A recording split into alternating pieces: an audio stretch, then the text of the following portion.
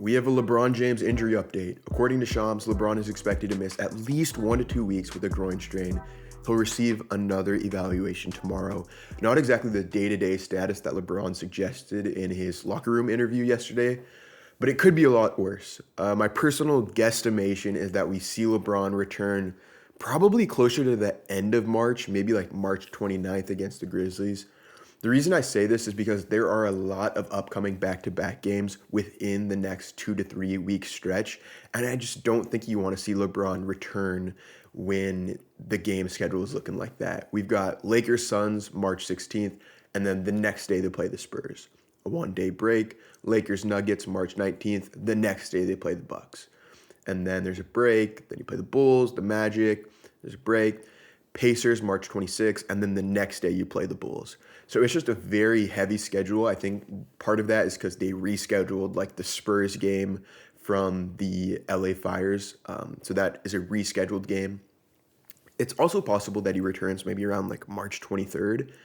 I could see that. But overall, I just think the priority shifts from standings watch to health watch. I think you do everything to keep the 3 seed, but I even think it may be worth resting Luka in spots, especially after last night's game. He was wincing in pain. Maybe he doesn't play back-to-backs or something. It would just crush me if LeBron and or Luka weren't 100% for the playoffs. I think the Lakers are good enough to where they can have a chance to win games without one of those guys. If Austin is playing well, maybe even both of those guys. The overall verdict here is that with this LeBron news, I think it's unlikely that it's only a week. With LeBron's older age, it kind of seems like his injuries nag him for a bit longer. He's even had this foot pain for a little while that I'm pretty sure he's going to be dealing with for the rest of his career, it sounds like. The injury news in the grand scheme of things is good news compared to what we thought it could have been. The Lakers are going to have to stay afloat for a few weeks. It'll especially be challenging with Rui still injured. He's kind of the LeBron backfill, so we may see more Trey Jemison now, maybe more Vando minutes. Lakers fans should be pleased to hear that this isn't going to be a longer ordeal for LeBron. At this point, I'm uber cautious with health on this team.